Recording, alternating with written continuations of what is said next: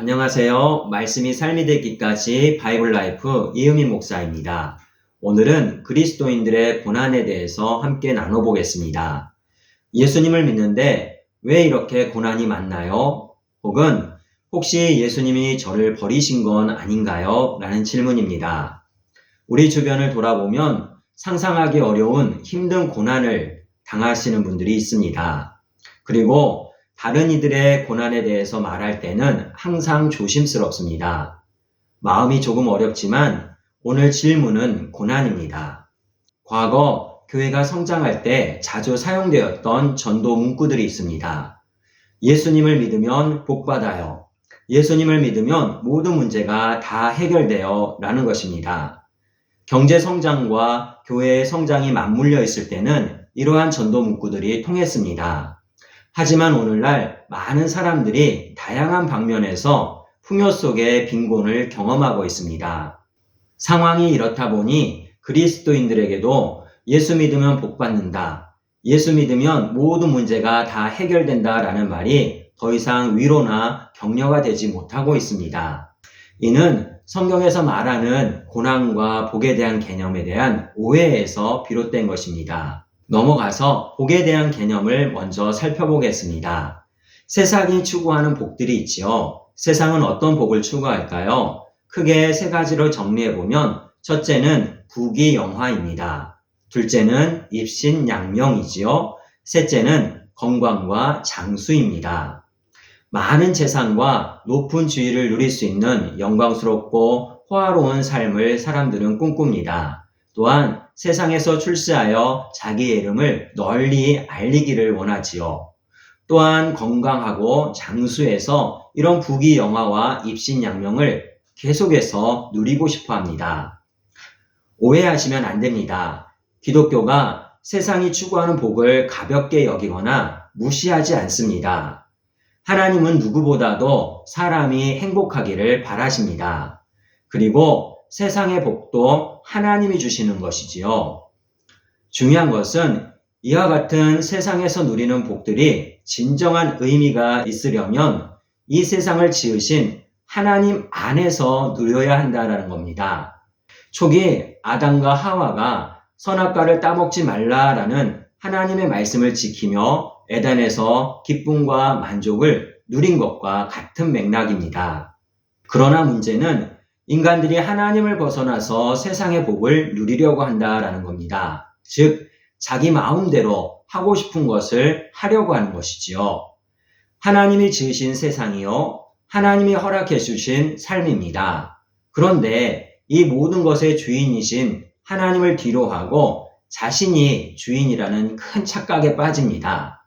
결국에는 세상에서의 질서를 어지럽히고 관계를 깨뜨려서 고통 속에 신음하게 되는 것이지요. 그러므로 성경은 무엇이 중요한지를 알려줍니다. 세상의 복에만 사로잡혀서 진짜 복을 잃어버리지 말라라는 것이지요. 그럼 성경이 말하는 진짜 복은 무엇일까요? 이것도 크게 세 가지로 정리해보면 첫째는 임마누엘입니다. 둘째는 이스라엘, 셋째는 마라나타입니다. 좀 더 자세히 살펴볼까요? 첫째, 임마누엘입니다. 인생의 최고의 복은 누가 나와 함께하느냐입니다. 그리고 인간에게 제일 되는 복은 창조주 하나님께서 함께하는 것이지요. 하나님이 지으신 세상에서 가장 행복하고 자유롭게 살 수 있는 것은 하나님께서 함께하실 때 가능합니다. 그리고 하나님께서 함께하신다는 가장 강력한 증거가 바로 예수 그리스도입니다. 그래서 예수님의 또 다른 이름이 임마누엘, 즉 하나님이 우리와 함께 계시다라는 겁니다. 따라서 예수님이 믿어지는 사람은 하나님이 함께하는 행복한 사람입니다. 두 번째는 이스라엘입니다. 인생의 또 다른 복은 누구의 보호와 다스림 아래 있느냐라는 것이지요. 야곱에게 주신 이 이스라엘이라는 이름은 야곱이 약복강가에서 하나님과 싸워서 얻어낸 이름이 아닙니다. 하나님께서는 실패하고 좌절하고 낭망하고 있는 이 야곱을 베델로 불러 올리셨습니다. 그곳에서 정식으로 이스라엘이라는 이름을 주신 것이지요. 이스라엘이라는 이름을 주신 하나님이 누구신가요? 나는 전능한 하나님이다. 그리고 생육하고 번성하라고 하십니다. 즉, 이스라엘, 하나님이 통치하신다는 야곱이 하나님의 보호와 다스림 아래 있다라는 것입니다. 그럼 우리는 어떤가요? 우리는 새로운 언약 예수 그리스도 안에서 하나님의 보호와 다스림을 받고 있는 진짜 이스라엘입니다. 세 번째, 마라나타입니다. 인생의 마지막 복은 참되고 확실한 소망이 있느냐라는 것입니다. 내가 살아온 이 세상과 모든 인생을 사랑과 공의로 심판하실 때와 심판하실 주님이 계시다는 겁니다. 그러므로 오늘의 삶이 결코 무의미한 삶이 아니라는 것입니다. 그리고 오늘의 삶과 비교할 수 없는 영광스러운 삶이 예비되어 있다라는 겁니다. 마라나타, 주님 오시옵소서라고 외칠 수 있는 사람은 영화로운 삶에 대한 소망이 있기에 오늘도 인내와 기대를 가지고 살아가는 것입니다. 넘어가서 고난의 이유와 바른 대처를 살펴보겠습니다. 세 가지로 정리해보면, 첫째는 죄악과 탐욕으로 인한 고난입니다. 이러한 고난은 피해야 합니다. 둘째, 신앙의 성숙을 위한 고난은 인내해야 합니다. 셋째, 복음을 위한 고난은 달게 받아야 합니다. 좀 더 자세히 살펴보겠습니다. 우리가 당하는 대부분의 고난은 인간의 죄악과 탐욕으로 인한 것입니다. 육신의 정욕, 안목의 정욕, 이생의 자랑질이 과하거나 모자람으로 인한 고난들이지요. 그러므로 우리는 죄악과 탐욕을 피하고 절제해야 합니다. 두 번째는 신앙의 성숙을 위한 고난입니다. 그 대표적인 예가 바로 욥이 당한 고난입니다. 욥은 고난을 통하여서 그 전과는 전혀 다른 신앙의 성숙을 이루게 됩니다. 즉, 욥은 두려움과 경직된 신앙을 가지고 있었습니다. 하지만 고난 이후에는 창조주 하나님 안에서 참된 평안과 자유함을 누릴 수 있는 신앙으로 성숙하게 됩니다. 그래도 그렇지 꼭 그렇게까지 엄청난 고난을 주셨어야 하느냐라는 반문이 있을 수 있습니다. 네, 하나님이 원하시는 것은 욥이 하나님을 바로 알고 참된 행복을 누리는 것입니다. 그 외에 자녀들은 얼마든지 회복해 주실 수 있는 것이지요. 더 나아가 재산은 몇 번이고 그리고 몇 배로 얼마든지 더해 주실 수 있습니다. 따라서 성숙을 위한 고난은 우리가 인내해야 합니다.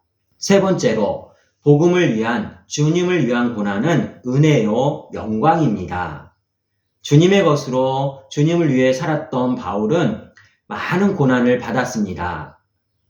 하지만 바울은 주님의 도구로 쓰임받으며 받는 고난을 영광으로 여겼습니다. 왜냐하면 주님의 부활에 참여함에 대한 감사와 기대가 너무나도 컸기 때문입니다. 더 나아가서는 주님이 주실 상급이 지금의 고난과는 비교할 수조차 없었기 때문입니다. 처음 질문으로 돌아가 볼까요? 예수님을 믿는데 왜 이렇게 고난이 많나요? 입니다. 하나님을 거역하는 악하고 삐뚤어진 세상에서는 비참한 일들이 반복해서 일어납니다. 사기, 사고, 질병, 죽음까지 다양합니다. 이것은 의롭다고 칭함받고 세상을 살아가는 성도들도 똑같이 당합니다. 사실 의롭다고 칭함을 받았지 우리 안에는 여전히 죄악과 탐욕이 가득하기 때문이지요. 그러나 중요한 것은 성도들이 당하는 고난은 다릅니다. 성도들은 고난을 통해서 절망이 아니라 하나님께로 나아가게 됩니다. 즉, 그리스도인은 고난 가운데서 하나님께로 돌아가고 또한 하나님을 알아가고 더 나아가 하나님의 나라와 의를 사모하게 되는 겁니다. 두 번째 질문으로 혹 예수님이 저를 버리신 건 아닌가요? 입니다. 예, 아닙니다. 하나님께서는 한번 택하신 자녀를 절대로 버리지 않으십니다. 그리고 성도가 당하는 고난은 하나님의 저주가 아닙니다. 오히려 하나님의 자녀임을 깨우치는 꾸지람이자 또한 더욱 견고하게 우리를 세우기 위한 훈련입니다. 마지막으로 정리하면 인생의 최고의 행복은 하나님을 알아가고 하나님의 뜻을 누리며 살아가는 것입니다. 이러한 삶을 추구할 때 인생 안에서 반복되어지는 어떠한 고난도 능히 감당하고 승리할 수 있습니다. 올 한 해를 살아가시며 모든 성도님들의 연약함이 그리고 엉켜버린 삶이 주님의 뜻대로 치유되고 풀어지기를 원합니다. 하나님은 자신의 자녀를 절대로 방관하시거나 포기하지 않으십니다. 반드시 최선의 것으로 채워주시고 회복시켜주시고 또한 승리하게 해주십니다. 그러므로 고난 가운데 더욱 대장부와 같은 하나님의 자녀로 성숙해 가시기를 주님의 이름으로 축복하고 소망합니다.